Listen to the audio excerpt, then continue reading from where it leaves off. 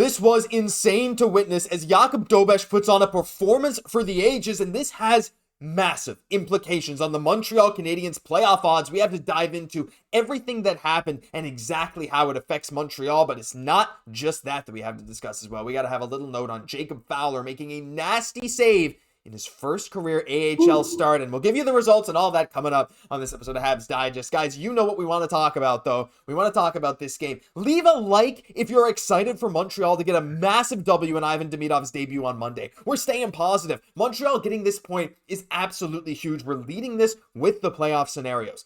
Right now, that point is huge because it means that for Columbus to make the playoffs, they need to win all 3 of the remaining games, all in regulation. If Montreal doesn't get one more point, they can still get it if they get 3 wins, they'll be at 89. But if Montreal just gets one more point the rest of the way, Jesse, Columbus would have to win all 3 of their games in regulation. They have to win all 3 of their games regardless if they even want a slight chance.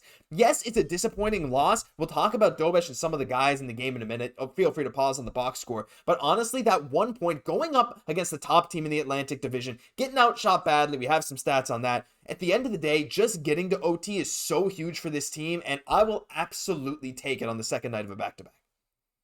For sure. A little bit of a heartbreaker right here at the end, but getting that point, getting us closer to that goal, really kind of clinching that playoff spot, even though I know that we're just kind of itching for it at this point in time. Obviously, this was a big game, big implications for the Leafs. They had an opportunity to kind of clinch home ice advantage for us to clinch that playoff spot. Weren't able to get those 2 points, but really just kind of pushing that needle further in that direction was huge. Like we saw Nick Suzuki when it came to overtime, the game was on his stick there, and rightfully so. I mean, he made an aggressive play. Like when you had an opportunity, he kind of went for it. You could say, okay, maybe they could kind of cycle around that offensive zone first and kind of pick your chance. But I think sometimes you got to just go with it. And often, as we see, he was so close to just kind of tucking away. That puck was in the crease, as we saw so many times. We couldn't just quite get our puck.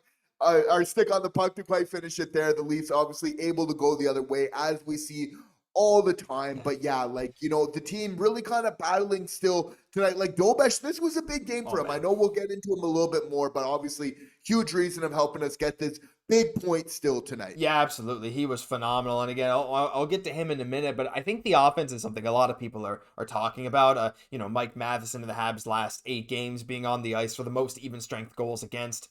Yeah, I mean, you know, I wish Hudson could have gone out in OT to start that, but I understand starting Matheson and Guhle because Matheson is quite good 2 ways. Like, he's good on defense. I think people like, yeah, he turns the puck over a lot, but purely defensively, he's really not that bad. So that's why I think they didn't start Hudson. You never know if it could have gone differently. Regardless, Suzuki had that end-to-end rush. But right now, the offense, like, I think people are looking at the shot totals and they're thinking, oh my gosh, we got outplayed so badly. Like, yeah, we did for big stretches of the game. But a big problem, Jesse, for us right now is missing the net.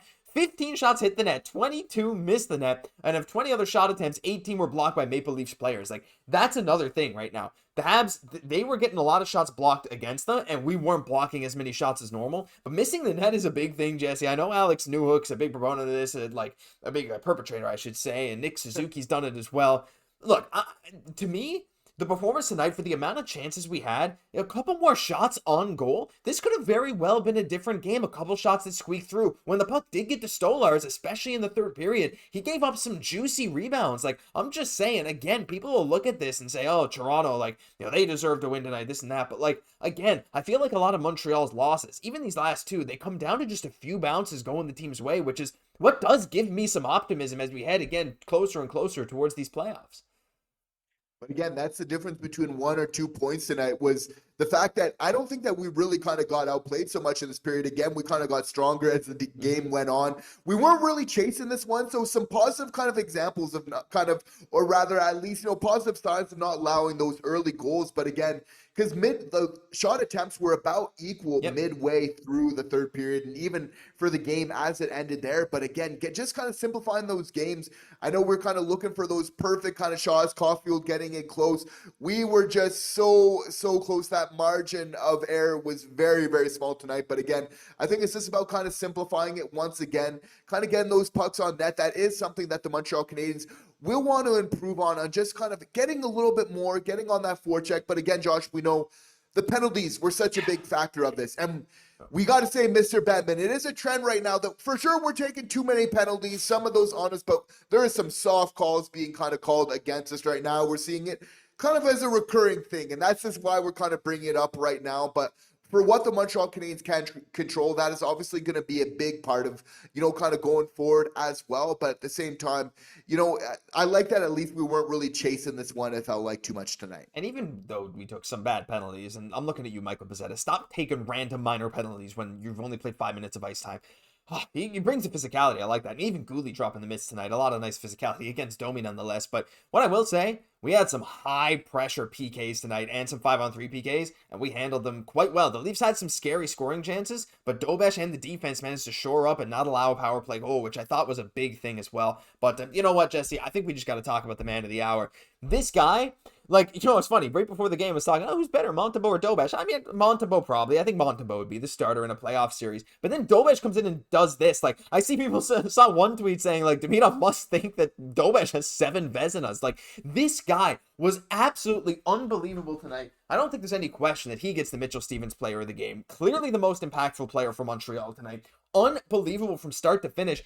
Jesse, I know he doesn't get that many starts. What are the odds that we see Dobeš get any playing time in a playoff series? Again, if Montreal should make it, we play something like Washington. Some of his performances have been so good. I know Monty's definitely the starter. I think there's no question about that. But with some of these performances, part of me wonders if, coming off maybe a bad Monty game, do you think there's any world that he could get some time in a playoff series?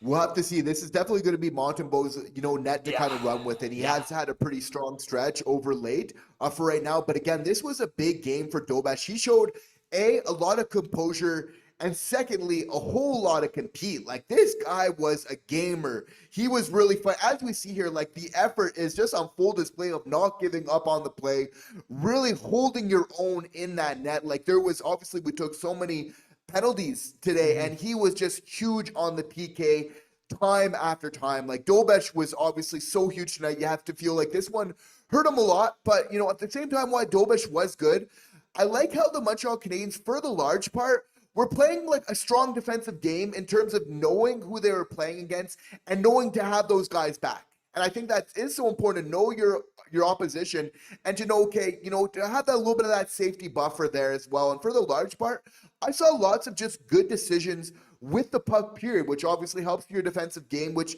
is helping Dobeš there. But he was just such a fighter tonight. If you give him any sort of opportunity, that this guy is really going to run with it. And I know there's a lot of fanfare about Fowler right now, and Dobeš started off strong, and then it kind of tailed off a little bit, and he's starting to pick it up again. But for Fowler to come in when he gets his opportunity at the NHL level to have a better start than Jakub Dobeš did, that is not a given at all. Jakub Dobeš has done a solid to the Montreal Canadiens. That streak, we're not in this position right now without the efforts that he is making to this Montreal Canadiens team to help them win. So we see, once again, it's all hands on deck to really make this happen.